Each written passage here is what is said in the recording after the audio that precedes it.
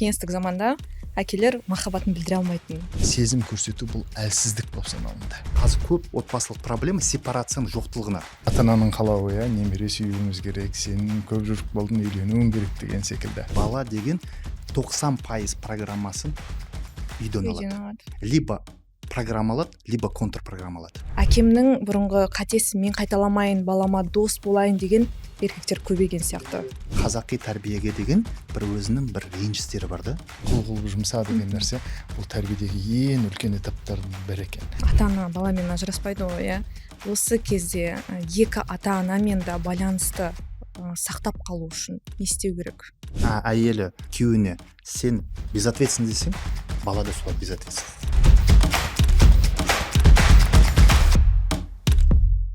Қайырлы күн, студияда мен Дана Қалиева. Бүгін бізде қонақта психолог Марат Жұман мырза және Қазақстанның қоғамдық даму институтының отбасылық саясат бөлімінің бас сарапшысы Руслан Ибраев мырза. Бүгін әкенің бала өміріндегі рөлі жайында сөз қозғаймыз. Ең алдымен ата-ана болу үшін жауапкершілікті түсіну керек екенін барлығымыз білеміз, бірақ көбі жастықпен үйленіп, сол жауапкершілікті түсінбей жатады. Бүгінде ер азаматтардың дайындығы ата-ана болуға психологиялық тұрғыдан қаншалықты дайын деп ойлайсыз, Марат мырза? Сұрақ маған ма? Иә, саламатсыздар барлықтарыңызға. Негізі мен енді бүгін психолог сияқты да емес, бүгін көп балалы әке болып келдім, 4 балам бар. Екіншіден, Астана қаласы әкелер одағы деген қоғамдық ұйымының төрағасының орынбасарымын. Сондықтан әкелердің жұмысын біз былай айтқанда практикалық түрде күнделікті онымен жолы жүрміз да.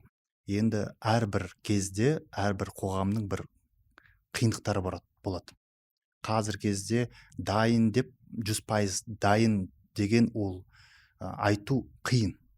Сондықтан былай айтқанда қазақтың жақсы сөзі бар ғой, жүре-жүре үйренесің, сөйлей-сөйлей шешен боласың.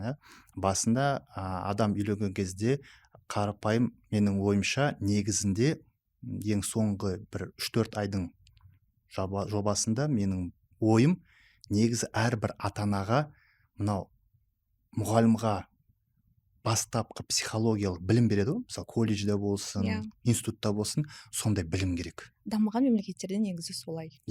Бізге де негізінде былай болашақта соған қозғалу керек деп ойлаймын. Өйткені ата-ана болу үшін сен психологиялық жағынан іштен бір білімің болу керек. Ол білімінің шындалған болу керек. Сондықтан сондай менің ойым. Барлығы бір жақты деп айта алмаймыз, өйткені біздің сарапшымыз енді цифрды айта алады. Мен енді әрбір өзінің практикалық жағынан айта аламын, ол не істеу керек, қалай істеу керек. Сол бүгінгі подкастта біз соны көтереміз деп ойлаймын негізі. Енді жаңағы Абай айтады ғой, бала өзі мінезді 3 жерден алады деп, біреу ата-анадан алады дейді, біреу құрбысынан алады дейді қасындағы, және біреу ұстазынан алады дейді. Дәл сол секілді қарайтын болсақ, көп жағдайда үйлену туралы сигнал ғой бір жерде бірінші келетін. Көбінесе қасындағы қатарындағы құрбылар осылай үйленіп жатқан кезде жолдастары. Көбінесе осы әрекет итермелейді кейбір кісілерді. Ал енді кейбір жағдайда ата-ананың қалауы, немере сүюіміз керек, сен көп жұрт болдың, үйленуің керек деген секілді. Бірақ осы жерде енді мынау бір идеологиялық мәселе емес, жалпы өмірлік тәжірибе тұрғысынан алатын болсақ, бұл кезде бір отбасылық өмірде бір роль модель ұстаз болу керек секілді да. Сол кісіге қарап, сол кісіге теңесіп, сол кісінің үлгісін алып, үйдегі жаңағы тәжірибесін, ол жақындарынан болуы мүмкін. Сол нәрселерді бір роль модель арқылы отбасы құрған, үйленген, тұрмысқа шыққан жақсы секілді бұл жерде. Жалпы бұл дайын болу, дайын емес болу деген мәселе осыған қатысты шығар деп ойлаймын. Өйткені қазіргі жағдайда біз отбасы құндылықтары, жаңағы жастардың үйленуіне келген кезде бүгінгі таңда әлеуметтік байланыстардың біраз үзілгенін байқаймыз. Яғни бүгінгі мынау нарықтық заманда мен туралы ақпарат қаншалықты аз, мен туралы өзге адамдардың жақсы пікірі жоғары деген секілді түсінік болуы мүмкін да. Сондықтан әлеуметтік байланыс үзілген кезде адамдардың ортасындағы бұл модель болатын, үлгі болатын адамдардың ортасындағы байланыс үзіліп, жақсы тәжірибелерді алмай қалу мәселесі болуы мүмкін бұл жерде. Бұл жаңағы дайын болу емес, мәселе осыда жатуы мүмкін. Енді былай айтайын, негізі психологияда И қазіргі кезде мысалы біз көп мемлекеттік органдармен жұмыс істейміз, мектептермен. Ең басты қазіргі проблема, көп ата-ана мынау баланың тәрбиесін өзінен итермелеп қойды. Мысалы мектепті обвинять етеді, иә, мысалы қоғамды, жаңа сіз айтып жатқан, иә, негізі психологияда бала деген 90% программасын үйден алады. Либо программалады, либо контрпрограммалады. Сонда көрдіңіз бе, жаңа сіздің айтып жатқаныңызға, оның бір модель болмаса, ол сонда контрпрограмма іздейді. Көбісі мысалы қазір ана Фрич, ағылшын атын ұмытып тұрмын, бездет Child free. Yes, child free. Соны қайдан алды? Өйткені, мысалы мен ол жастармен сөйлесем, менің қалай тәрбиелеген қаламаймын. Мен ондай қиындықты қаламаймын дейді өз балама. Сондықтан осознанно соған барады. Көрдіңіз бе, ол уже контрпрограмма жұмыс істеп тұр. Сонда негізі ата-ана не түсіну керек? Жаңа сіздің әңгімеңіз басында, ол баланы дүниеге әкелдің бе, оған, жақсы сіздің сөзіңізге, оған жауаптысың. Оның жауапкершілігі бар. Оның қандай жауапкершілігі бар екен, бүгінгі былай подкастта соны көбірек айтсақ деген ойымыз бар. Сондықтан біз 90% үйден шығатын, соны ұмытпау керекпіз. Баланың дамуы былай ғой, негізі отбасылық даму былай болып келеді. Психология жағынан айтсам, адамның психологиялық есеуі көп стадиядан тұрады, көптеген қадамдар болады. Мысалы мен түсіндірем, орысшада қазақшасын түсіндіріп берейін. Мысалы адам туады, туғасын бөпе болады, кейін балалық шақ болады, сосын жас өспірім болады, сосын жас өспірім болған кейін жас болады, сосын сондай өзінің қадамдар бар да. Біздің тәрбиенің бір проблемасы, мен өзім көріп жүрмін, сепарация. Неге? Қазір көп отбасылық проблема сепарацияның жоқтылығына. Өйткені біз өстік та, мысалы, өстік. И бір күні бала болып кетті, ертеңіне уже есейген адамға қабылдайды адам. Бізге білім жоқ, бізге деңгейді өткізе алмаймыз. Мы не можем пройти процессы зрелости дейді, мысалы психологияда. Сонда әрбір өзінің деңгейі, мысалы терапияға келгенде адам сонда өтеді. Әрбір деңгейді проживать етеді, көрдіңіз ба? И біздің негізгі мақсатымыз адам тәрбиелеген бала сол деңгейді бірге өткізу. Мысалы мен өз практикамды айтсам, мысалы мен ұлыма 13 жасында жақтанған кезде мен оған сұрақ қойдым. Енді ұлым қара, мен саған бала қылып қарайын ба, жас өспірім қылып қарайын ба? Сенен қандай сұраныс болады? Бала қылып сұрайын ба сенен, или жас өспірім қылып сұрайын ба? Көрдіңіз ба? Сұрақ қойған кезде өзі таңдау жасайды.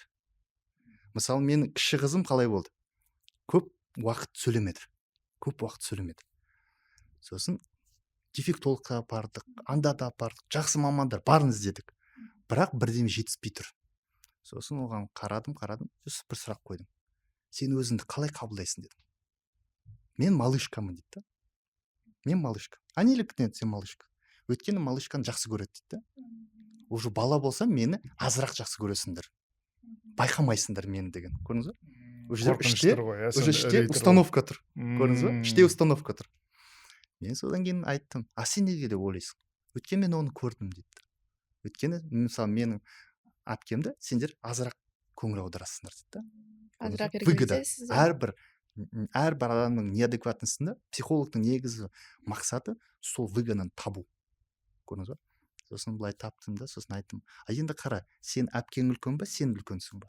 Дене жағынан. Өйтіп, мен әпкем үлкен. Сондықтан әпкең үлкен болса, оған да махаббатты көбірек салаламыз, көрдің ба сен? Сонда я снял выгодность не быть малышкой, а быть ребенком. Бір айдың ішінде сөйлеу қабілеті өсіп кетті. Сонда психологиялық блок тұрды да, көрдіңіз ба? И көп ата-аналар, мысалы қазіргі кезде немен суицид, буллингтің проблемасы, қазіргі негізі қоғамның, жастардың проблемасы ғой. Ол мысалы жас өспірім болған кезде оларға бәрі бала қылып қарайды. Сонда оларға сұрақ қою керекпіз. Көрдіңіз ба? Сені бала қылып қарайын ба, жас өспірім қылып қалайын ба? Өзі таңдау жасайды сонда. Сонда есейеді. Негізі психологияда адамның үш эго состояниесі бар. Оны әрбір адам білу керек та. Оның негізгі ол балалық эго состояниесі, родительское эго состояние и взрослый, есейген. Негізі барлық ата-ананың қазіргі кездегі сұранысы баламды травмасыз өсірсем екен. Өйткені бәріміз 90-шы жылдары миллениалмыз ғой, бәріміз ең қызығын көргенбіз ғой. Кезінде телефонсыз бастаған, қазір кезде телефонымыз бар. Сонда көбі маған сондай сұрақ қояды. Қалай баламды травмасыз өсірсем екен? Біреулері ойлайды, ақшамен, бір путешествие көрсетсем екен, либо біліммен, мысалы нишқа апарат, неге қосымша образование апарат, жүгіреді. Сонда айтамын ғой, ең басты бірінші қадам баланы травмасыз өсіру үшін сен өзің есею керексің. Ты должен быть психологически зрелым. Сен өзің психологически зрелый болсаң, баланың фундаменті болады да, тірегің бола аласың сонда, психологиялық. Сонда бала травмасыз өсіру деген мүмкін емес. Бірақ баланың жанында будет фигура твердая, орысша айтқанда. Твердая фигура. Сондықтан неге көп адамдар айтады, баланы тәрбиелеу үшін өзің тәрбиелеу керексің. Жаңа сіздің айтып жатқаныңыз роль модель деп айтып жатырсыз ғой, басым бөлігі шынымен ата-ана болады деп. Енді біз Қазақстандық қоғамдық даму институтының атынан зерттеулер жасаймыз осы отбасы гендер мәселелері бойынша. Сонда мынау Батыс Қазақстанға барып осы жақында интервью жүргіздік, ауқымды. Сол кезде біздің алдымызда жаңағы X ұрпағы деп айтамыз, бұл 60-70 жылдар туған кісілер, одан бері қарай миллениалдар бар, одан бері қарай жаңағы альфа ұрпағы дейміз, кете береді ғой. Зумерлер, бір қызық нәрсе шығады. Қазіргі таңда біздің зерттеулерімізде нуклеарлы отбасы деген нәрсе шығып келе жатыр. Яғни ата-ана баламен ғана тұратын отбасы. Ал енді бұрынғы ұрпақтарды, бұрынғы кісілерді қарайтын болсақ, бірнеше ұрпақ қатар өмір сүретін отбасыларда өмір сүретін. Ол жерде әже де бар, ата да бар, жеңге де бар, үлкен отбасылары. Бір аулада тұратындары бар тұғын, мысалға. Сонда жаңа кісілерден интервью алып жатқан кезде сұраймыз. Сіз өзіңіздің отбасылы екеніңізді, немесе сіз өзіңіздің нақты әке болғаныңызды қай кезде сезіндіңіз деп. Сонда мына бала тууына байланысты қызық ол кісілердің. Мысалға сол 60-70 жылдар туған кісілерді қарайтын болсақ, үлкен отбасыларында өмір сүрген кісілер. Олар айтады, мен өзім әке болғанымды 3-ші баламда бірақ сезіндім дейді. Оған дейін дейді, менің баламды әке шешем өзіне жаңағы бауырына басты дейді, немесе ата әжесінің баласы болды дейді. Ол сөйтіп жүрген кезде мен 3-ші балада немесе 4-ші балада сезіндім өзімнің әке болғанымды дейді. Ал енді бүгінгі таңда қарайтын болсақ, бүгінгі таңда әке шеше және баламен тұратын нуклеарлы отбасы көбейді дейміз. Сонымен қоса бүгінгі таңда Қазақстан жағдайында үй алу немесе мынау жаңағы тұрғын үй көлемі артқандықтан қазір жастар үйленген кезде олар бірден отбасы бөлек шығып кетеді. Яғни жолдасымен, күйеуімен, әйелі, мысалға келіншегімен шығып кетеді. Сондықтан бұл үлкен отбасыларда өмір сүрмегеннен кейін нақты сол кезде болатын тәжірибелерді үзіліп қалуы мүмкін. Яғни сол, мысалы, тіпті басқа қалаға көшкен кезде, одан кейін қазір тіпті бір қаланың ішінде де өмір сүретін болса да, бір жерден бір жерге қатынаудың өзі, мысалға, көлік тығынынан әжептәуір қиын. Осы кезде тәжірибе алмасу кішкене өзгерді бүгінгі таңдағы жағдайда. Сондықтан, мысалға, мынандай, біздің 2024 жылғы зерттеулерімізде мынау әлеуметтік желілерде, бұқаралық ақпарат құралдарынан отбасы моделі туралы, отбасыда өзін қалай ұстау керектігі туралы ақпаратты сол жерден алатын кісілердің саны артып келе жатыр. Бұл да дәстүрлі отбасымен екі жердегі, одан кейін жаңағы тұратын нуклеарлы отбасы, көп ұрпақтық отбасы деген нәрселердің ортасындағы өзгерістер болып жатыр да, сонда бүгінгі таңда бұл да бір ерекшелік. Сіз жаңа ата-ананың көңіл бөлу, махаббат туралы айттыңыз, мысалы, кеңестік заманда әкелер махаббатын білдіре алмайтын, құшақтай алмайтын, жақсы сөз айтып еркелете алмайтын. Қазір тенденция кішкене өзгерген сияқты, қалай ойлайсыздар сіздер? Мысалы, әкемнің бұрынғы қатесін мен қайталамайын, балама дос болайын деген еркектер көбейген сияқты. Енді бұл біраз тарихи оқиғаларда жатқан секілді түбі, қарайтын болсаңыз, мысалы, тағы да зерттеулерге сүйенеміз бұл жерде. біріншіден біз мына нәрсені ескеруіміз керек. 1930 1940 жылдары өткен ұрпақтар, иә, бұларды үнсіз ұрпақ деп айтады. Бұлардың классификациясы да үнсіз ұрпақ. Бұлар соншалықты заман өзгеріп жатқан кезде туған кісілер, бұлар өздерінің әкелік тәжірибелерін, отбасылық тәжірибелерін келесі ұрпаққа қалдырған жоқ. Үнсіз ұрпақтың ерекшелігі де сол. Яғни мен зерттеулер барысында мынандай бір ерекшеліктерді байқадық. Сол ұрпақта туған кісілер сонда айтады: менің әкем дейді, маған дейді, айтты дейді, мен сені тәрбиелей алмаймын. Өйткені сіздер жаңа заманға келдіңдер. Жаңа заманға келдіңіздер. Сендерге болашақта не пайдалы, не зиян екенін мен білмеймін. Сондықтан мен өзім тәжірибемді, әкелік тәжірибемді қалдырмаймын деп айтқан екен. Өзінің баласымен солай сөйлескен екен. Сондықтан бұл үнсіз ұрпақ көп жағдайда сол салқын, ішіндегі сезімін көрсете алмайтын. Өйткені нәубеттерден өтті ол кісілер. Үлкен депортациялардан өткен кісілер бар, иә, мысалға. Олардың барлығы сол қиянатты бөлісетін сезім болған жоқ. Өйткені бөлісетін нәрсе тек қана қиянат еді. Ал енді қазіргі жастарды қарайтын болсақ, әсіресе біздің миллениалдар, иә, біздің заманымыз жақсы заманда тудық. Біз шындап келген кезде, ол кісілердің заманымен салыстырған кезде біздің бөлісетін нәрсеміз бар. Біздің ішімізде басқа сезімдер. Біз әлсіз болудан қорықпаймыз, өйткені өзімізден қорықпаймыз да. Сондай ұрпақтардың өзгергеніне көз жеткізсек болады. Яғни бүгінгі таңдағы әкелер өзінің, ата-аналар да өзінің мысалға сезімдерімен 78% дейінгі көрсеткіш бізде нелерде, сауалнамаларда балалармен бөлісетінін айтады. Яғни бұл сондай бір тәрбиенің, заманның да әсері да. Сапалы уақыт баламен өткізу дегенді қалай түсінесіздер? Мысалы, бұрын мен үйдемін болды деген сияқты сондай болатын. Мен мынау сұраққа жауап берсем, негізі эмоционалдық салқын болу, дұрыс айтасыз, жаңа біздің ата-аналарымыздың заманынан басталған.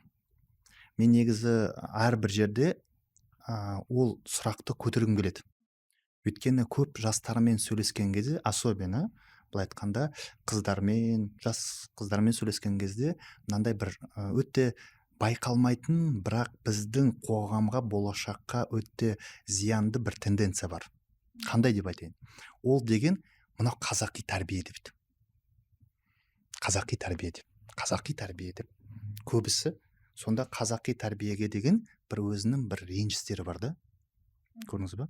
Сонда өзінің бір, егер сіз құрбыларыңызбен сөйлессеңіз, мынандай тәрбие, мынандай бір традиция деп өздерінің бір қарама-қайшылықтар бар да іште, қабылдамау. Мен көп адамдарға соны түсіндіріп, жаңа сіздің түсіндіріп жатқаныңызды айтамын да. Өйткені біздің былай айтқанда тарихымызда жақсы нәрселер көп болмады. Өкінішке қарай. Соңғы 200 жыл. Енді саяси жағынан көтермей қойын, барымыз түсініп жатқан шығармыз, иә? Сонда айтамын, бұл қазақи емес. Қазақиға келетін болсаң, мысалы, бір жақсы бір подкасттың бір сөзі бар ғой, ең демократияның болған, ең қыздардың жолын ашқан, бұл біздің заманында біздің ата-бабаларымыз қызды құрметтеген, мысалы да. Содан басталады. Негізі әңгіменің барлығы содан басталу керек та. Өйткені қазақтың біздің салтымызда қызды өте көтермелеп, өте жақсы ұстаған. Көрдіңіз ба? Біздің мықтылығымыз содан шыққан деп мен өзім лично білем. Өйткені психологиялық жағынан қандай ол бағытты, соны бір уақыт болса мен оны түсіндіріп шығайын. Ол нәрсені көп адамдар түсіне бермейді. Ол қандай нәрсе? Әрбір бала, бүгінгі әке күні ғой, әкесіне қандай көзбен қарайды деп ойлайсыз? Сіз қалай ойлайсыз? Әрбір бала әкесіне? Бір өзінің бір не ретінде көреді? Қорған ретінде көреді. Жақсы. Әр бала. Сіз қалай ойлайсыз? Енді мен логикалық тұрғыда ойлап отырмын сіз сұрағыңыздан. Әке анаға қандай көзбен қарайды, солмен қарайтын шығар деп, яғни бір айна секілді соның. Дұрыс айтасыз. Ең басты нәрсені білу керек. Біз көп нәрсе тәрбие жайлы айтамыз, бір эмоция жайлы айтақ, бірақ оның ең түбінде жатқан дүние бұл ата-ананың қарым-қатынасы. Осы сұрақты мен де сізге қойғым келген. Қазір қоғамда өйткені көп сондай? Өйткені көп әйел мысалы жұбайлар қалай ойлайды, әйелдер ойлайды, аналар ойлайды да, егер мен бар жағынан жасап берсем, балам жақсы болады деп ойлайды. Бірақ ол бір нәрсені түсінбейді. Егер ол оны әкесіне қандай көзбен қарайды, бессознательно дейді, бала бессознательно солай қарайды. Егер әйелі күйеуіне сен безответственный десең, бала да солай безответственный. Енді баланың, енді бұл психотерапевтический дүние, баланың әкеге деген қарауы, әкені қалай іште, бізде негізі фигуралар құрылады. Біздегі негізі біздің внутренний ребенок деп атап психологияда состоит из двух частей: анасынан и әкесінен.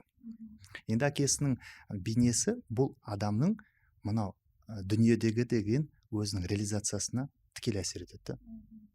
Енді жаңағы біз қайтып келсек сіздің сұрағыңызға, негізі қазір кезде мен оны қуантатын дүние, ол қалаларда көп әкелер қазір дамып эмоциясын ашып жатыр. Ол тек қана соған келдік біз жаңағы. Сонда бір несі негізі эмоциональный интеллект деген дүниені бірінші нәрсені соны зерттеу керек әрбір атаны. Мен әрдайым айтам, негізі тұлғаны тәрбиелеу үшін сен ішінде тұлға болу керек. Өзіңді тәрбиелеу керексің. Иә. Окей. Қазір бір нәрсені түсіндірейін. Орысша айтайын, сосын аудармасын. Жақсы. Если ты хочешь увидеть личность в своем ребенке, ты должен увидеть свою личность. Мысалы, кейде неге шыдамай қалады? Мысалы, ашуын шығарып жібереді, либо сөйлеспейді, өйткені өз баласында тұлға көрмейді. Не себеп? Өйткені өзінде тұлға көрмейді. Сонда мысалы эмоция жағынан бір өзімнің бір лайфхакым бар да, лайфхак. Көп мысалы біздің тәрбиеде қалай болды? Эмоция көрсету әлсіздік. Ер кісіге сен эмоция көрсеттің бе, сен әлсізсің. Көрдіңіз ба? Сондай бір ұстаным бар да бізде. Мысалы қалада уже оны өтіп жатырмыз. Бірақ жастардың арасында ол әлі бар. Көрдіңіз ба? Эмоция көрсету әлсіздік деген. Содан қашу керекпіз. Сонда әрбір әкене түсіну керек. Ол эмоция көрсету деген ол әлсіз емес, ол күшті әке. Ал эмоция көрсетуге деген не? Қалай қабылдайды эмоция көрсету? Адамдар ойлайды, эмоцияны шығару керек деп ойлайды. Ол дұрыс емес психология жағынан. Мысалы, мен балаларыма былай айтамын. Қызық дүние түсіндірем. Я чувствую злость, но я не злой. Айырмашылық. Мен өзіме рұқсат беремін эмоцияны сезуге, Бірақ оны шығаруға. бірақ оның мені басқарып кетіп, уже менің қолымда. Ответственность. Сапалы уақыт өткізуді жаңа сұрап отырсыз ғой. Бұл жаңағы баламен уақыт өткізудің өзі негізі сапалы уақыт өткізу болып саналынады. Яғни тағы да абайға келеміз. Адамның бір қызығы бала демек деп жаңағы баланы айтады ғой, қызық екені. Біздің мынау баламен күнделікті қарым-қатынас құру, онымен әңгімелесу, ол өмірдің бір қызығы болып саналынады ғой. Сол қызық болғаннан кейін мына жердегі нәрсені, жаңағы сіз айтып отырған нәрсе, баламен қарым-қатынасқа алмастыру, бұл сол жаңағы сапалы уақыт өткізу балалармен сол болып саналынады. Енді бұл жерде мынандай тәжірибелер бар.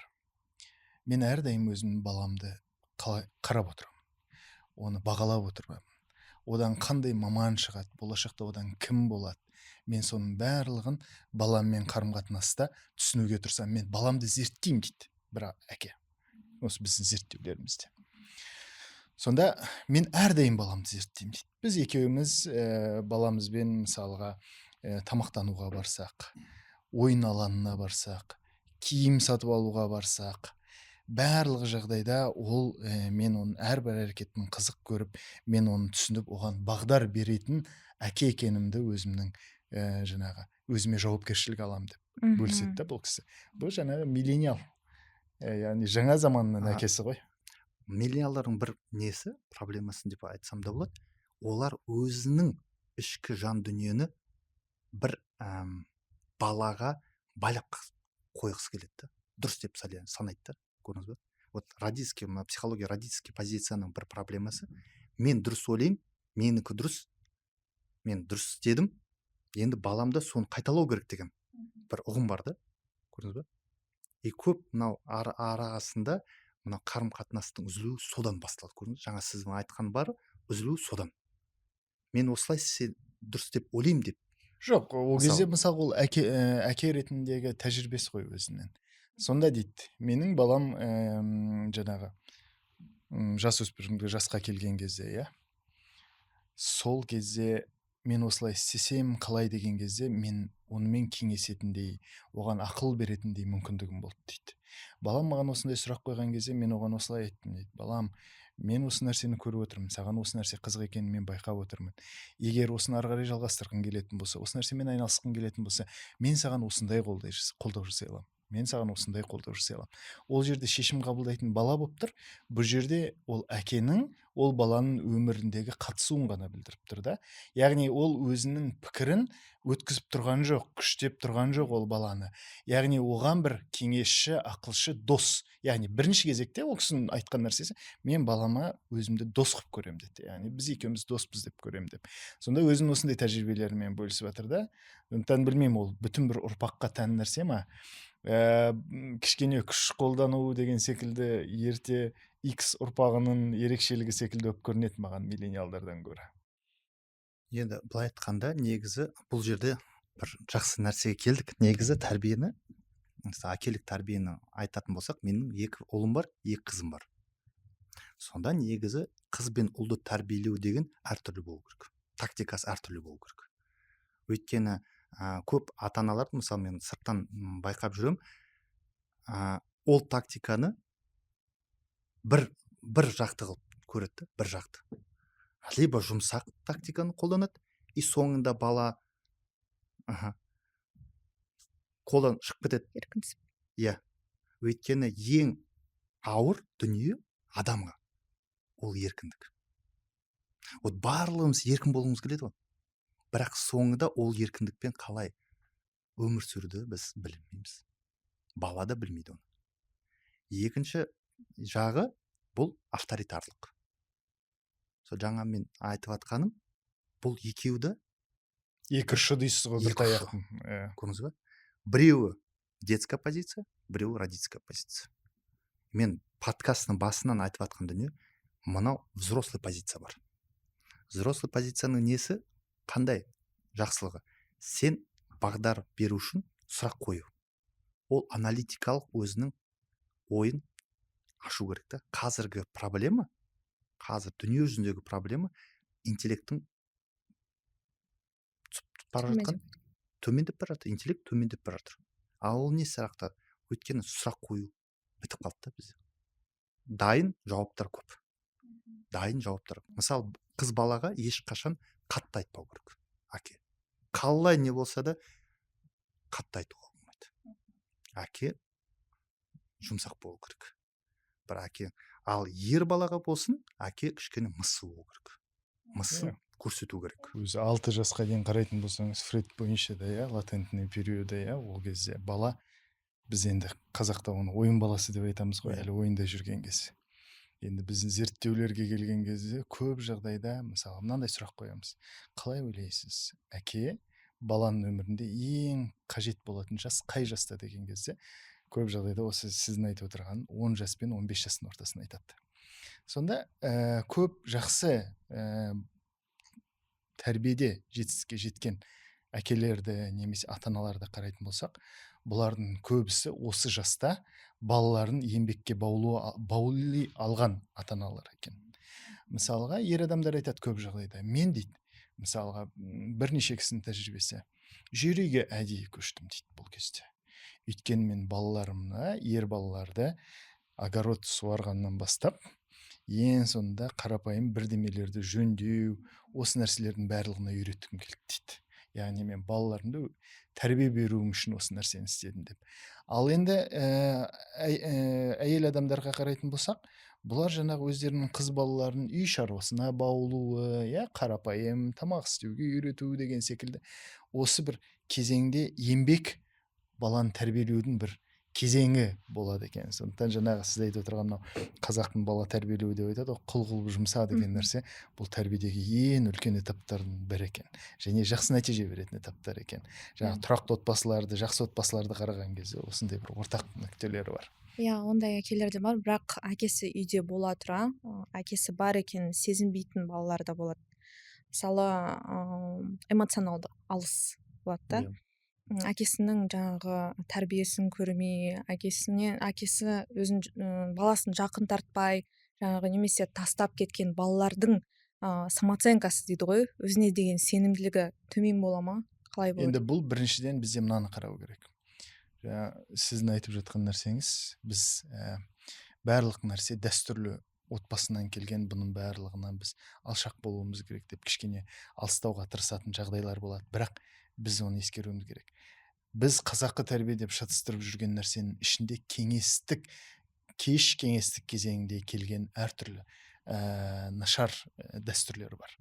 Сол дәстүрлердің біреуі 65 жылдан кейінгі кеңес одағын қарайтын болсақ, бұл әскер мемлекеті, мынау салқын соғыстың әсерінен қоғамда мынау әскердің құндылығы орны артып, мынау әскери өндірістің артқан кезі, бұл кезде қылмыста өсті қарайтын болсаңыз, мынау әрбір көшемен көшенің төбелесіп, мектеппен төбелесіп, группировкалардың көбейетін кездері. Осы кездерде қоғамда мынау күшке сүйенген топтар, күші мықты жаңағы спортшылар деп айтамыз ғой, кейбір кезде енді ол кезде ол нәрселер бар ғой, немесе бұзақылар ауладағы ер адамдардың сол кезде өмір сүрген сезімдерінің барлығын өлтірді. Яғни сезім көрсету бұл ұрпақта, әсіресе X ұрпағында 60-70 жылдар туған кісілерде сезім көрсету бұл әлсіздік болып саналынды. Сондықтан бұлар әрдайым өзінің сезімін ішінде тығып жүруге үйренді, сыртта басқаша болып көрінуді, сұсты болуды, сондай нәрсе олардың 90 жылдары ортада өмір сүру үшін стратегия болды. Осы стратегияны ол кісілер отбасына алып келді. Бұл жердегі жаңа сіз айтып отыратын баланың өміріне қатыспайтын әке, салқын әке дегеннің барлығы осы кеш кеңестік кезеңде туған әкелердің үлкен осал тұсы болды. Енді одан кейінгі 2000 жылдардан кейінгі кезеңді қарайтын болсақ, біз криминогендік жағдай жақсарды Қазақстанда. Қылмыстың кеше стратегияны қарап отырмыз. 2000 жылдан бастап мысалға ұрлық, бопсалау деген секілді қылмыстардың түсуі 2000%, 3000%-ға дейін түскен екен. Яғни 20 есе, 30 есе түскен екен. Яғни бұның барлығы осы қоғамдағы ер адамдардың ортадан қорықпайтын қауіпсіз орта деген түсінік. Яғни мен сезімімді көрсетсем, маған ол үшін жаза болмайды деген ұрпақты тәрбиелеуге әсер етті. Яғни әкелердің отбасындағы тәрбиенің өзгеруінің өзі осы макро деңгейде, мемлекеттік деңгейде болып жатқан саясаттың өзгеруімен де сәйкес келді. Енді жаңа сіз айтып отырған нәрселердің барлығы бар, енді өкініштісі белгілі бір дәрежеде бар. Жаңағы баласына төлейтін төлем алименттен қашып жүрген әкелер де бар, мысалға өкініштісі оның барлығы бар қазіргі жағдайда. Бірақ қуантатын бір жағдай, осындай мемлекетте жүргізілген саясаттардың нәтижесінен сезімдік тұрғыда ашық, балалармен сөйлесе алатын, балалармен уақыт өткізе алатын, паркке баратын, ойын-сауық орталығына баратын ата-аналардың саны да артып келе жатыр. Біздің тағы мына сауалнамалардың статистикаларына қарайтын болсақ, мысалға әкелердің 62.9% мен балалармен әлдеқайда көп уақыт өткізгім келеді деп айтады екен. Яғни мен қазір уақыт бөлем, және бұдан да көп уақыт бөлгім келеді. Мысалға әйел адамдар онсыз да балалармен көп айналысады, үйде бала тәрбиесімен көп айналысады. Ол кісілер де 60% мен қосымша тағы да балалармен уақыт өткізгім келеді деген жаңа ұрпақ тәрбиеленіп келе жатыр да. Яғни осы кезде бір өзгерістер болуы мүмкін қоғамда. Енді біз мысалға 90 жылдар Қазақстандағы отбасы құндылығына ең қатты соққы болған кезеңдер болды. Білесіздер, экономикалық құлдырау кезі, талон болған кездер алғашқы, мынау рубль болды ол кезде 90 жылға дейін, оның құлдырайтын кезі, біздің ұлттық валюта дейміз шығатын кезі. Мынау моногородоктар, моноқалашықтар, моноөндіріске сүйенген шахталар жабылды, фабрикалар жабылды. Біз қараймыз зерттеген кезде, осы кезең Қазақстанның отбасы үшін ең қатты күйзеліс болған кез екен. Өйткені не болды? Әкелер үйде отырып қалды. әйел адамдар ала дорбаларын асып базарға шығып кетті. Тіпті мынау целина өңірлері деп айтамыз ғой біз, мынау солтүстік өңірлерде мынау бидай өндірісінің құлдырауы бар, бұрынғы совет кезеңіндегі нарықтардың барлығы тоқтап, осы кезеңдердегі күйзеліс, мынау ер адамдардың ішімдікке салынып кетуі, осылардың барлығы отбасының ішіндегі агрессияның туындауына себеп болды көп жағдайда. Енді бүгінгі таңдағы екінші толқыны сондай күйзеліс жағдайларынан өткен отбасыларда тәрбиеленген балалар, яғни әкесі бар, бірақ ішімдік ішкеннен кейін немесе басқа бір күйзеліс жағдайынан кейін отбасы өміріне қатыспаған әкелерден келген, әрдайым аналар жұмыста, отбасын асырау үшін мысалы әйел адамдар еңбекке қатты араласып кетті. Осы отбасынан шыққан кісілерде екінші толқын күйзелісін байқаймыз. Яғни оларда роль модель жоқ. Отбасындағы модельдер жоқ, өйткені көрмеген. Ал енді осы жағдайда тағы да біз айтамыз ғой. Бұрынғы кезеңді қарайтын болсақ, біз бір ерекшелікті байқаймыз. Біздің ата-аналарымыз айтады, мені әжем қонаққа алып жүретін тұғын, туысқандарға алып баратын тұғын деп айтады. Мысалы, әрқайсымыздың отбасымызда ондай нәрсе болған шығар.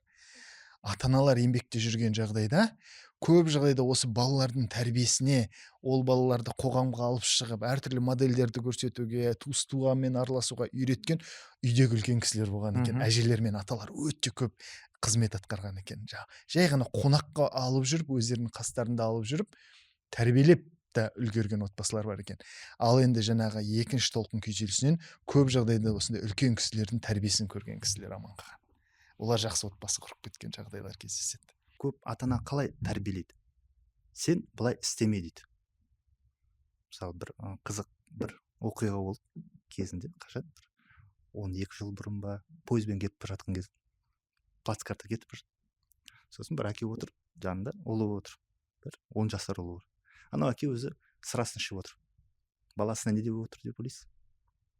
Қалай ойлайсыз? Ішімдік ішпе, әрине. Либо темекі тартып тұрады, темекі тартпа дейді. Ол бала көрген жасайды да, соны түсіну керек. Сондықтан біз қазір, мен ойым, қазір мысалы әкелер одағының жұмысын кішкене айтып кетсем, мысалы біз көбісі сөзге емес, іспен.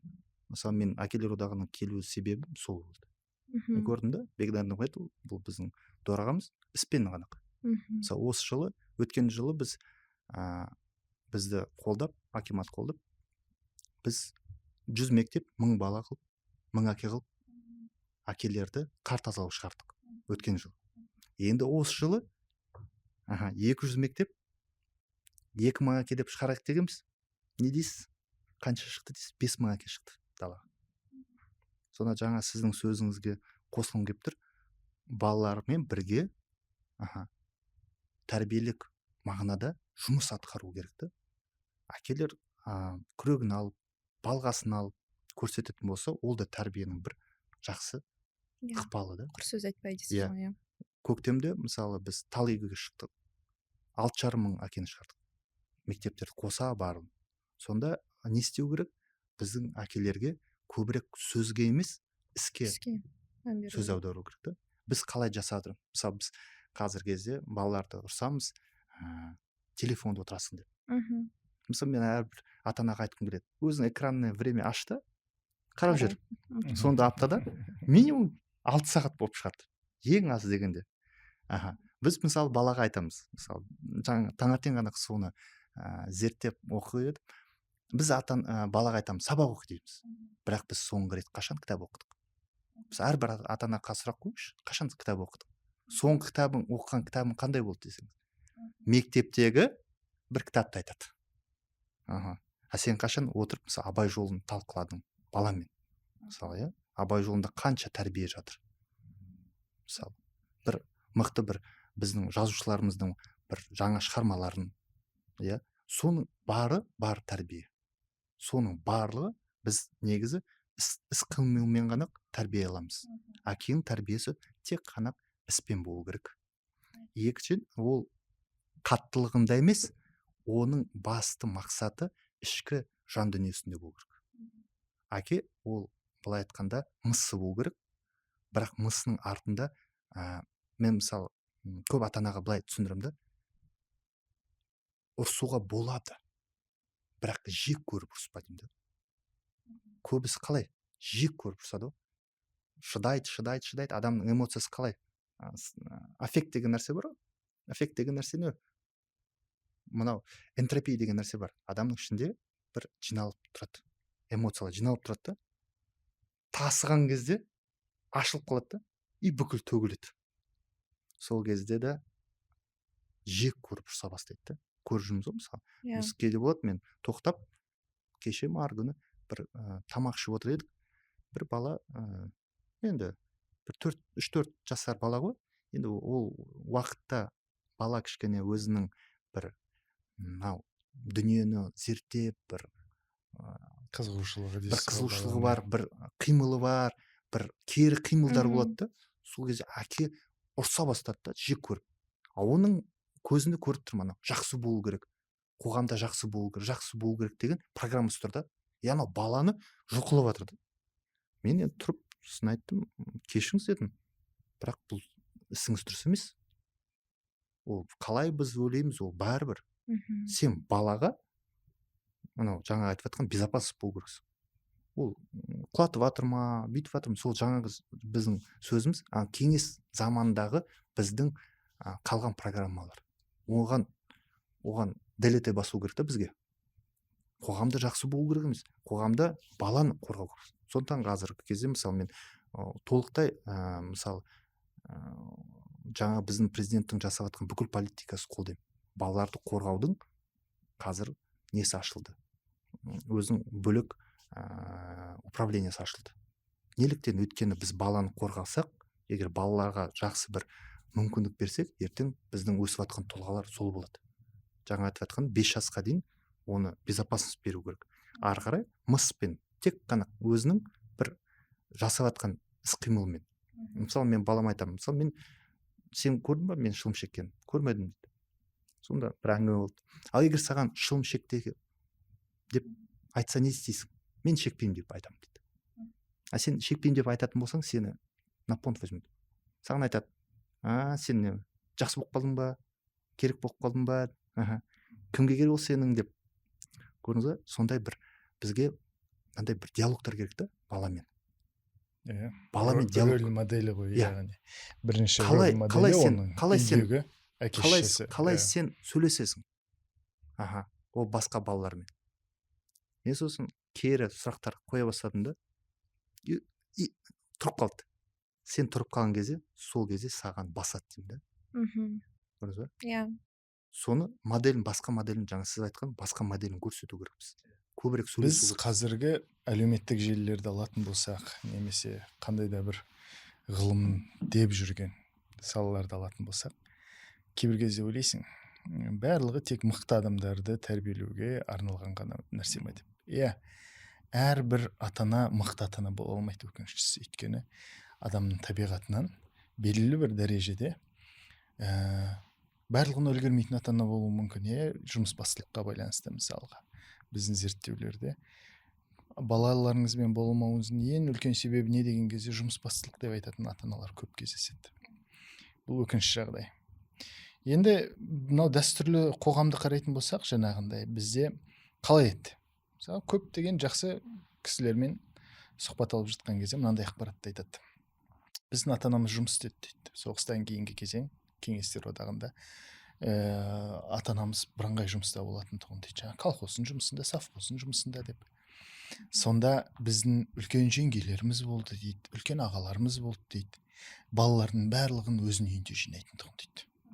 Сонда анау ата-аналардың жұмыста екенін біле тұра, олар тәрбиесіз қалмау үшін өзінің ауласында жинап, оларды аулада қарап отырып, соларға тәрбие беріп отырған екен сонда. Сонда жаңағы мен көп тәрбиені осы жеңгемнен алдым дейді, немесе осы ағамыздан алдым деп айтады. Енді біз ондай қоғамды бүгінгі таңда енді оңтүстік Қазақстанда ғана кездестіретін шығармыз. Бір аулада бірнеше отбасының қатар өмір сүруі. Бірақ бүгінгі таңда сонымен қоса мектеп бар, тағы да басқа жаңағы балалар үйірмесі бар, иә. Қоғамда басқа институттар пайда болды. Бұрынғы жеңге институттардың орнына жаңа институттар келді.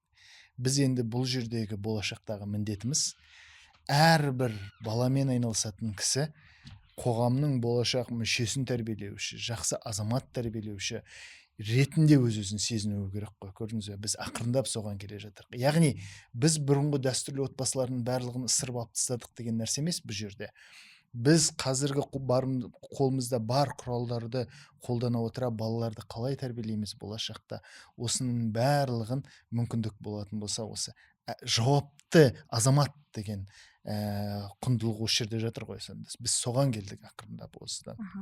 Ажырасу туралы айтсақ, ерлі зайыптылар ажырасқан кезде түсінікті, ол балаға үлкен жаңағы психологиялық тұрғыдан қиын. Бірақ ата-ана баламен ажыраспайды ғой, иә. Осы кезде екі ата-анамен да байланысты сақтап қалу үшін не істеу керек? Мысалға бізде өкініштісі бүгінгі таңда мынандай жағдай туындады.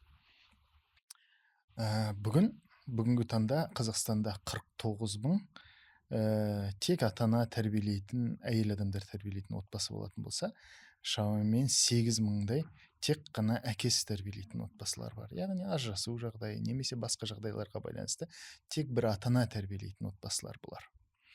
Енді біз қосымша зерттеуде жүрген кезде мынандай бір жағдайларға кездесіп жаттық. Әкелер айтады: мен дейді өзімнің баламды тәрбиелегім келеді, баламның өміріне қатысқым келеді. Бірақ өкініштісі бұрын кеңестер одағынан келе жатқан дәстүр балаға бірінші ана керек деп, анасының істегендері дұрыс болмаса да сот жүйесі соған жағдай жасап, соның жағына пайдасына шешіп кеткен кездер болды дейді. Сонымен қоса мен психологқа жүгіндім. Психологқа жүгініп, менің балам менімен болғысы келіп тұр, маған рұқсат етіңіз баламен болуға деген кезде бұған кедергі жасады. Өйткені психолог тағы да әйел адамның айтып тұрған нәрселесіне сеніп қалды деген жағдайлар кездеседі. Өйткені шешім со жаққа қарай бұрып кетті деп. Қатысқысы келетін әкелер бар, иә, мысалға, балалардың өміріне. Сонымен қоса мынандай жағдайларды көп кездестірдік. Әкесіне қарсы қою баланы. Яғни баланы анасы немесе анасының туысқандары әкесіне қарсы қойып араластырмай қоятын жағдай бар. Саналы түрде араласпайтын да әкелер бар. Әрине, ондай әкелер де бар. Бірақ бізде мысалға бүгінгі таңдағы қоғамдағы жүргізіліп жатқан саясаттың барлығын бір нәрсемен қарауға болады, отбасы саясатына қатысты. Біріншісі, ер адамдардың бойында тұрған эгоизмді мүмкіндік болатын болса, қандай да бір заңның шеңберінде жаңағы қадағалау мәселесі. Яғни өзіме емес, балаң бар сенің деп, соған алимент төлеуге, иә, мысалға, ол бір жағынан. Екінші, біздің бүгінгі таңдағы дерт болып тұрған нәрсе, әйел адамдардың әлеуметтік желілерде көрген нәрселері, үйге ер адамдарға кейбір жағдайда асыра материалдық қарызға кіргізу немесе несие алуға итермелеу. Бізде мысалы осындай деректер шықты. Осы жағдайлардың өзі. Яғни бұл жерде біріншісі өзінің мүмкіндігіне байланысты несиеге кірмей өмір сүру мәселесі. Екіншісі, әрбір туған бала үшін әкелердің жауапкершілігі мәселесін біз бұл жерде шынымен көтеруіміз керек. Яғни ол істелініп жатқан жұмыстар, бірақ бұл. Енді бұл жердегі айтатын нәрсе, яғни біріншіден әкемен өткізетін уақытқа кедергі болмау керек. Мүмкіндік болатын болса, егер ана жалғыз өзі тәрбиелеп жататын болса баланы. Яғни ол әкесімен міндетті түрде уақыт өткізу керек. Ол бірінші мәселе. Екінші мәселе, егер ол заң бойынша баласымен уақыт өткізбейтін болса, ендеше басқаша жауапкершілік мәселелерін қарастыру керек. Оны мына отбасын қолдау орталықтары бар ғой, солар арқылы тәрбиелеу мәселесін қарастыру керек. Мысалға, ол қандай да бір іс-шара жүргізу керек бұл жерде. Яғни бұл іс-шаралардың барлығы ақырындап қолға алынып жатыр. Яғни бұл мемлекеттің тарапынан шешуді қажет ететін нәрсе. Одан кейін үшіншісі тәрбие мәселесі. Шынымен отбасындағы берілген тәрбие, ол осындай нәрселерге тосқауыл болатын бірінші кезектегі күш. Бұл жерде былай әңгіме ғой, дұрыс айтасыз. Негізі қазір енді жұбайлардың арасындағы ренжістері балаға кері әсер етіп тұр да. Сонда ана араларында жабылмаған дүниені айырылысып жатқан кезде соны балаға бір якорь қылып, бір ауыр бір груз қылып қалдырып кетеді да. Көрдіңіздер ме? Сондықтан қазір кезде мен толықтай келсем, көп әкелер, мысалы менде практикамда онда әкелер бар, баласымен қалғысы келеді, Балалар айтады, біз әкеме қалдық, бірақ біздің жаңа айтып жатқан кеңес одағынан қалып жатқан бір соңғы бір программасы дейміз ба, қалай айтсақ, установка дейміз ба, ол анамен қалу керек дейді. Мысалы мен айта кететін болсақ, бір қызық дүние бар, ол Қытайда айырылысқан кезде әкесімен қалдырады. Сонда айырылысудың саны азаяды. Өйткені әйел бәрібір ішкі жан дүниесі баламен байланысып тұрады ғой. Көрдіңіз ба? Анау система кукушка жұмыс істемейді ғой. Көрдіңіз ба? Ол бәрі баласымен. Сонда компромисс іздейді. Негізі айырылысу туралы айтатын кететін болсақ, неге көп айырылысу болады қазір бізде? Соны кішкене бір 30 секунд соған. Мысалы маған келеді, біз айырылысқымыз келеді. Мысалы менде негізі практикада 80% тоқтату. Келеді разводпен 80%-ын тоқтатамын. 80%. Неліктен? Оның бір шешімі бар. Өйткені адам екі шешіммен ғана келеді. Либо мен қалу керекпін, бірақ шыдау керекпін, бірақ мен шыда алмаймын, менің шыдамым бітті мен уже. Мен тұлғам шашылып қалды деп келеді мысалы, Екіншісі айырылысу деп келеді. Сонда үшінші, мен әрдайым айтамын, үшінші жолы бар деп. Сол үшінші жолын таба алатын болсақ, сіздердің отбасыңызды сақтап қаламыз. И балаларыңызды сақтап қаламыз. Өйткені көбісі енді психологиялық кішкене жаңа айттық қой, зрелость деп айттық қой жаңа. Соған жете алмағандықтан келеді соған. Біріншіден, олар бір-бірімен келісе алмайды. Мен мынандай бір әрдайым бір айтатын сөзім бар да. Взрослые всегда могут договориться. Сол бір-бірінің келіспеушілігі екеуінің есеймеген белгісі да. И сонда есеймеген екі тұлға баланы бөліп атады. Сонда ең былай айтқанда соның арасына қалып қоятын бұл бала. Бұл бала. Сондықтан қазір кезде соңғы кездесу болды. Мысалы қазір заңда өзгеріс болса, сот жүйесі әділ қарау керек. Әкеге де қалдыруға болады. Енді бала кіммен болу керек? Ол бәрібір соңында әрбір ата-анамен қарым-қатынасты үзбеу керек. Өйткені көп қалай істейді, мысалы, менде практикамда бар, жұбайлар айырылысты, 1 жылдан кейін шешесі алды, Ресейге баласын ұрлап алып кетті, қашып. Телефондарын сөндірді, болды. Әкесі ештеңе істей алмайды. Әкесі қалды, бітті. Балалар қайда екен, не екен? И шантаж басталады. Егер сен ақша төлемесең, ол алименттен қоса төлеп жүр. Көрдіңіз ба? Мысалы, мен көп әкелерді, өте жауапты әкелерді көріп жүрмін. Көрдіңіз ба?